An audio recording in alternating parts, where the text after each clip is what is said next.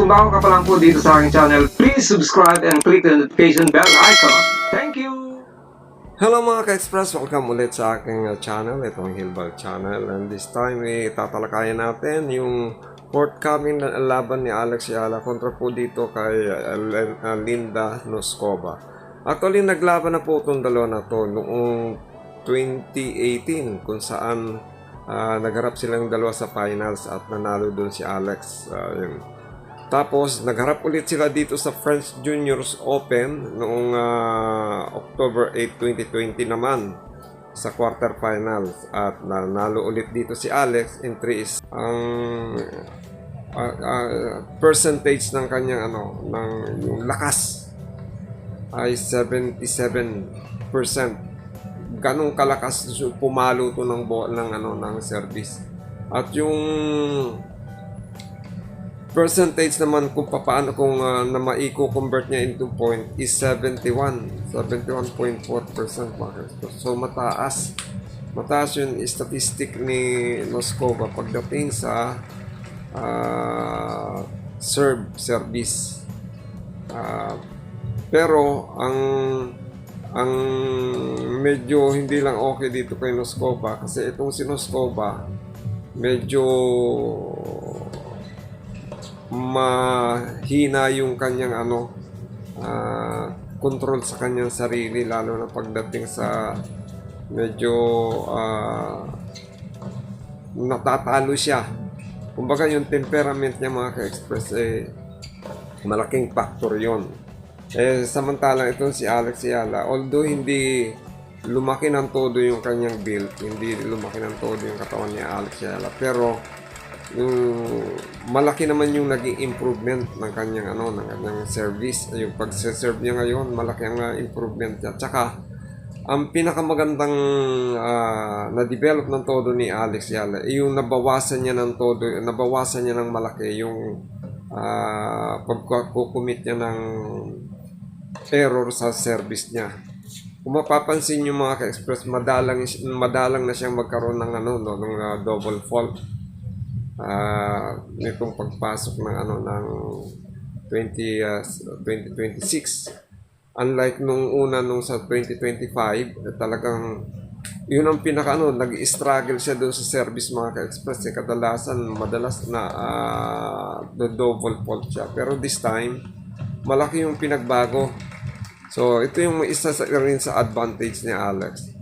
Although malakas ang service ni ni Noskova, pero pagdating naman sa return serve nito, itong yung balik ng bola, yan naman ang pinaka talaga number one weapon ni Alex. Kasi pag yung spin ng bola, pag binabalik niya yung bola doon sa kalaban, matulis Unlike before na looping yung niya, pag binalik niya yung bola, pa-loop, yung palobo. Kaya madaling paluin, nakakabuelo ng todo yung kalaban niya. Pero ngayon, na perfect niya na yung yung pagpalik ng bola na talaga yung ground stroke na talagang patusok. Kaya nahihirapan. Yun yung ginamit niyang weapon kay Coco Gauff, di ba? Nakita nyo? Halos baseline na talagang matutulis. Kaya nahirapan si Coco na ibalik. Maibalik niya man kung hindi outside net. So, kahit sino naman yung mga kalaban ni Alex, yun ang talagang doon sila nahihirapan kay Alex. Sa yung lalo na yung forehand ni Alex. Matulis pagka binalik niya ang bola. Although nakakapag-commit ng error pa rin si Alex, pero nalilimitahan niya. So expect natin na maganda tong magiging laban. Sa statistic, lamang si Noskova mga ka-express. Pero pagdating sa diskarte sa loob ng tennis court, maaasahan natin na talagang makikipagpukpukan ng todo itong ating kababayan si Alexandra Ayala. Tsaka ito yung meron siyang mentalidad na never say die Tsaka kahit nasa makagipitang sitwasyon na, makikita mo kung paano maging cool o kalmado lang si Alex. Kahit halimbawa natatalo na siya, kalmado pa rin siya mga ka-express. So yan ang malaking factor sa isang player, yung kaya niyang kontrolin yung sarili niya. Unlike sa ibang player na talagang masyadong bugnutin.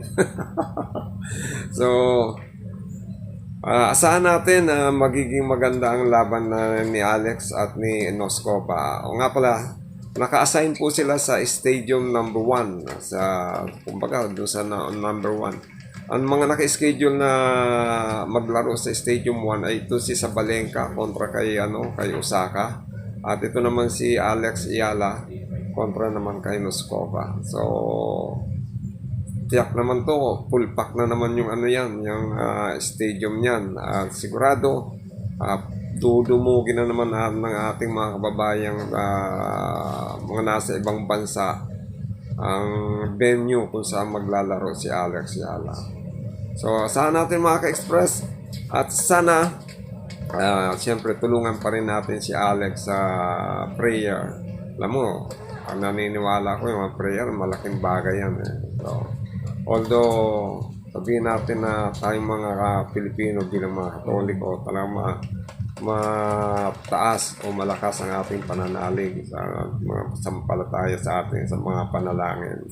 So, wala namang masama kung ipanalangin natin na magtagumpay na muli si Alex. Dahil ang bawat tagumpay ni Alex Ayala ay tagumpay ng bawat Pilipino.